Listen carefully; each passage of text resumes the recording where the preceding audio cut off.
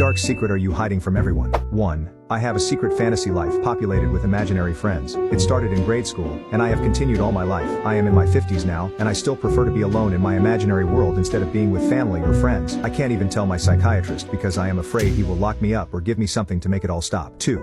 A man broke into my home about 10 years ago. Well, kind of. He knocked, I answered the door, and he pushed his way in. He spoke about the 4 horsemen of the apocalypse and tried to extort me for protection, or he and his brothers of doom would come and get me. He was huge. He had a cut on his hand and was holding a broken bottle. I was terrified. I told him to leave. He wouldn't. He was getting aggressive. I told him I would splatter his brains against the wall if he didn't. I didn't have a weapon at the time. Anyway, he didn't leave. I went into my kitchen and grabbed the weapon and swung at him a few times. He staggered away, seemingly okay. I assumed he was all right, just wounded a bit.